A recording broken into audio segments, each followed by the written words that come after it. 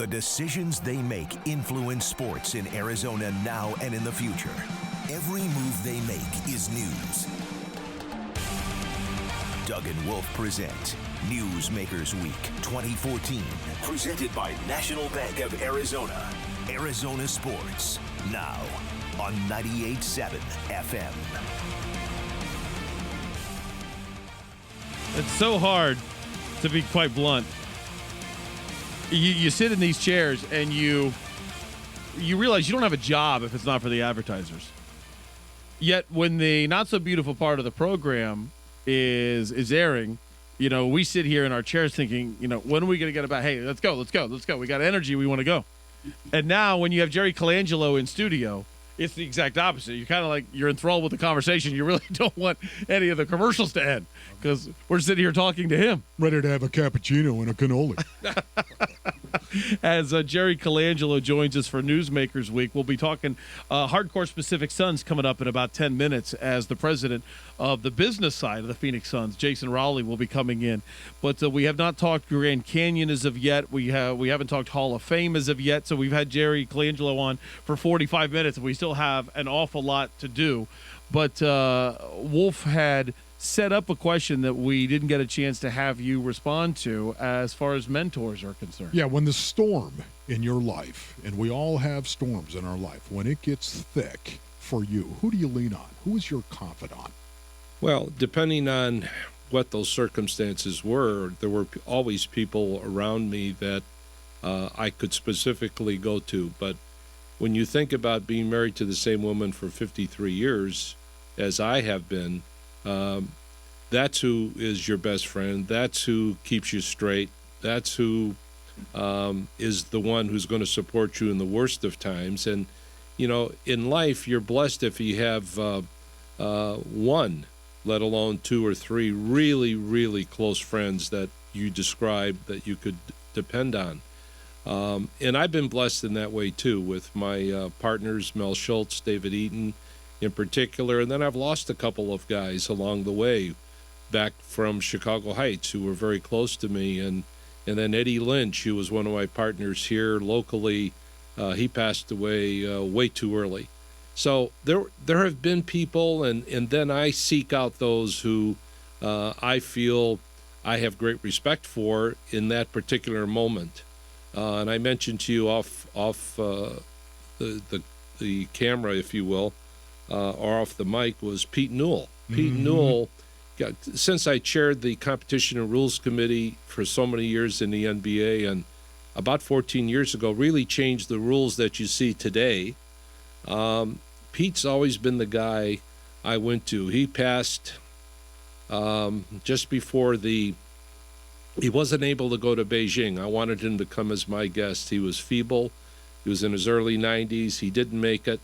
I remember sitting in Carmel by the water, speaking to him, and he didn't have much time left, but he was so proud of what we were able to accomplish, and I had a lot to thank him for.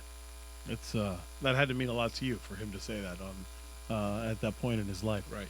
We have a tweet from Brian here with a kind of a humorous question, but I'm going to turn it into something serious. He wants you to buy the Cleveland Browns because the Browns, if you didn't know, in 400 days are on their third GM and third head coach in barely over a year.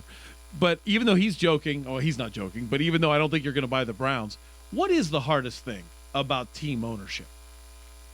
I think for people who come from a different walk of life, successful usually as entrepreneurs, business, technology, whatever it may be, there may be an understanding that all of that is transferable immediately, and it's not. It just isn't. I mean, first of all, they've changed. Ownership has changed dramatically. You don't have the Rooneys coming into sports anymore, of course, who own the Pittsburgh franchise in football forever, or the O'Maras, or whoever. The old-time ownership in every sport has changed. It's now the young tech, high-techy, if you were to do a job description, that's what it is. They just need time. They just need time to learn the business. I mean, why would they expect to know everything? So surround yourself Same stuff applies. Surround yourself with good people. Give them rope. Give them the opportunity to make mistakes. Once in a while, you pull the rope in. That was always my attitude in ownership of all the sports teams I had, and yet I had a lot of experience, but I wanted everyone else to learn the same way. Jerry, you've been around a lot of basketball for a long, long time. Right. Don't want to make you feel that old, but let's face it. You You're did. up there, Jer. You did. Yeah. Okay. LeBron James, is he on the Mount Rushmore of basketball? Yeah, he's an unbelievable player. I don't think anyone's ever played the game with all the ingredients that I would describe to you in terms of athleticism. No one that big, that strong, that quick. Unbelievable. I mean, just from an athletic point of view, and his game has gotten better and better and better. And I'll tell you what I appreciate about LeBron James. And this isn't true of a lot of athletes in any sport. They don't know who preceded them. They don't know who made it for them. They don't know who opened the doors for them. They don't know the history of the game. LeBron James is a student of the game. He knows all the people who came before him. He studied people. He's into it. I mean, he's into it heart and soul. And I love that about him. And he's come a long way in maturity from the first time I got involved with him back in 06 when we played in the World Championships in Tokyo. So I'm very proud of what he's accomplished, and he will go down as one of the greats of all time. So I don't care how cheesy this question is. To Wolf's point, you have seen the greats that we have not seen, and you're still watching a LeBron James. So if Jerry Colangelo has the first pick in the Hall of Fame draft, if you're only allowed to have one person in the Hall of Fame that you're now chairing, who is the first inductee into the Hall of Fame? I'm not going to get sucked into that. I'm going to tell you right now. You know why? Because it's unfair to all the greats who deserve consideration. Because when you talk about super centers, you're going to talk about 4 or 5 of them. Was it Russell? Was it Chamberlain? Was it Jabbar? Whatever. Then you talk about guards. Jerry West gets lost in the shuffle because of the modern day players. What about Oscar Robertson? Was there anyone really any better than Oscar Robertson when he averaged triple doubles? I mean, think about that at 6'5". He was unbelievable.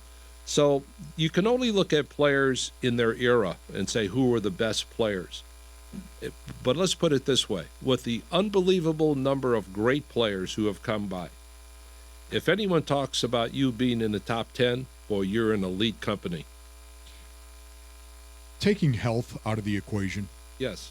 if in fact you found yourself one day healthy, ready to go, do you ever see yourself relaxing? Do you ever see yourself retiring if you're capable of still working? This is going to answer your question. As recently as a week ago, Yeah. I had a dream that I was asked to sign a contract to play in a game. So my mind is still thinking that I can play and coach. That's a long way from retirement. Were you player coach on that contract? So- No, it was just like they were short a player. Yeah. The Suns are short a player. Okay. So we'll take that as a no. As long as you're healthy, you're working, you're going to work. Yes. That makes all of Phoenix so happy. Was that clear enough? Yes. Yes. Absolutely. Now, one subject Dream I can't and all. believe we haven't had a chance to get to, but we just got a tweet from Becky, so we'll allow Becky to ask the question. How do you think GCU hoops are doing in their first year in Division I? I am so excited about being involved with the Grand Canyon University in a couple of ways. One is with the business program that is in my name, the sports management business group. I have a chance to share with students all of my experiences, and I am old enough to take them back to the Neanderthal days, more or less, and that's as recently as the 60s. But that covers a lot of growth when it was mom and pop in all sports to where it is today, okay? So that's been refreshing to me because I can pass on to people, the experience. That's where you learn things. And then with the Division I thing, I was very involved with Brian Mueller in trying to make that happen. We were able to get that accomplished quickly.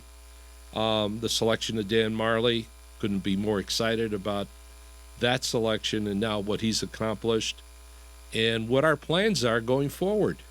You know, I would hope someday that everyone in the state would recognize it would be a wonderful thing to have the U of A, Arizona State, Grand Canyon, and NAU all playing every year at Christmas time, by way of example, in a tournament.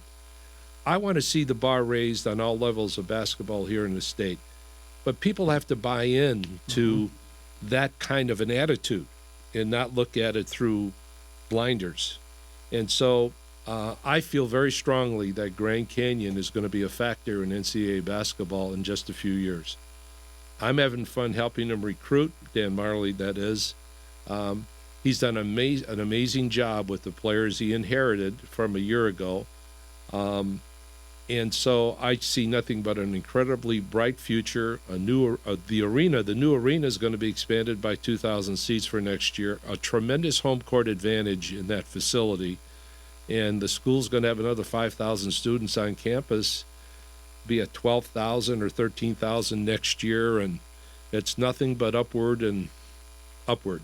You can answer the last question personally. USA Basketball, Hall of Fame, Suns, Diamondbacks, everything you've had your hand in, Grand Canyon. But what do you want listeners of Doug and Wolf to know about Jerry Colangelo or any of your products or positions? What do you want the fans to know? I would say all of the above, because that's who I am. That's what I do. That's where my passion is. And I've been very blessed with the opportunity to do the things that I'm doing today, and blessed with all of the things that have come my way over the years.